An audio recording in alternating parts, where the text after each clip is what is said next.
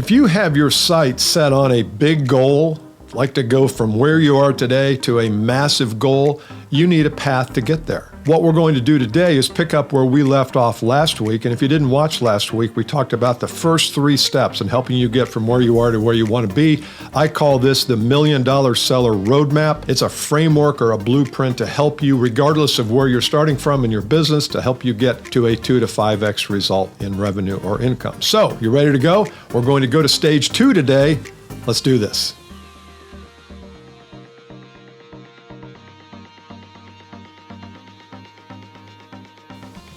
I'm not going to do a review of last week. You can go back and watch it, but basically we set the foundation. We got the foundation in place now. Now we go to the marketplace and we interact with people.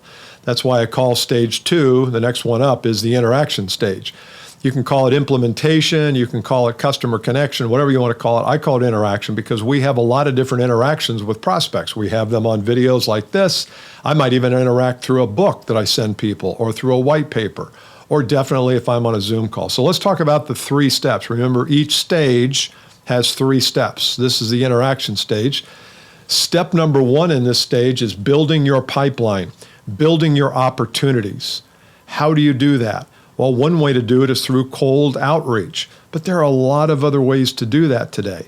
Here's an example. I've got a client in North Carolina who read my book called 12 Bold Moves. He loved it. He liked it so much that he set up a call with me that my URL is in there to schedule on my calendar.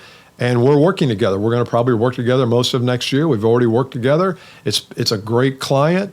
He's a great guy. I didn't cold call him. He read my book and said, I like this guy's philosophy. I want to talk to him. That happens all the time for us. Do you have something that's out there working for you when you're sleeping or when you're with a client? Or when you're writing or publishing a video? I want you to think about, if you're going to get to the next phase of income, you've got to have something out there working for you. So I want you to think about that. Here's an example.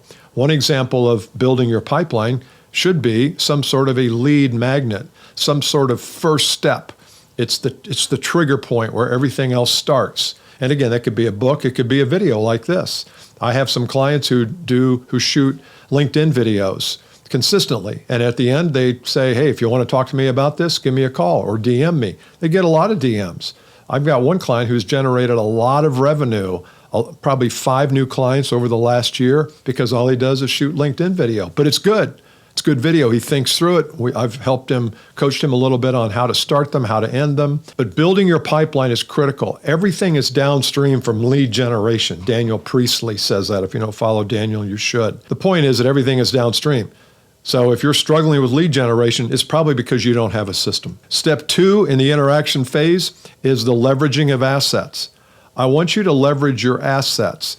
One asset that I always bring to people's attention is your email list. Or you have contacts. Is each of those contacts on your email list? And you might say, well, Bill, all my contacts some of them are personal and church and softball teams and things like that. That's okay.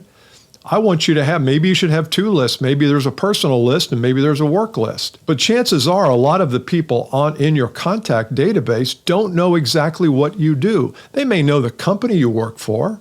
But I've got the same thing I've got people in my neighborhood that they know I'm a coach, they know I'm a consultant. They don't know the kinds of problems I solve, but they do get my email each week. In fact, I had a guy here a couple of years ago who referred me to his company, and we ended up doing business with them for probably 2 years. It was probably $120,000 worth of revenue from that. And it's all because I emailed them consistently. So if you have an email list, are you sending out not marketing junk, not here's how great we are, but are you sending out valuable content with links to videos and links to podcasts and links to other things that you've done? That's how to build your pipeline, by leveraging your assets. The 3rd step in the interaction is the customer conversion step. How do you take somebody from a lead or an opportunity or a suspect and convert them to a customer or a client? Now, some won't convert. We all know, in fact, that's one of my guiding principles that I teach all of my corporate people on, is not everybody's a good prospect. And you, as a professional, need to differentiate between a good prospect and a not so good one. And not so good ones need to be jettisoned in favor of the ones who are interested, who have a problem they want to solve, they're committed to it, they've shared it with you, all that. So the customer conversion part, here's one step that I will give you today, and there's several different steps to this, which we can get into if you decide to call me. But one step is the upfront agreement. So anytime you have a meeting with somebody, first call, Zoom call, Teams call, face-to-face, phone, I want you to set the stage.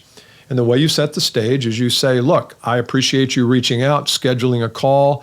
Here's what I'd like to do today. Let me share with you what that is, and you tell me if it's okay. Person usually says, yeah, it's fine. I'd like to ask you some questions. I'd like for you to ask me some questions. Talk about your dilemmas if you have any. Talk about any problems you have, any kind of headwinds that you're facing as you pursue your destination.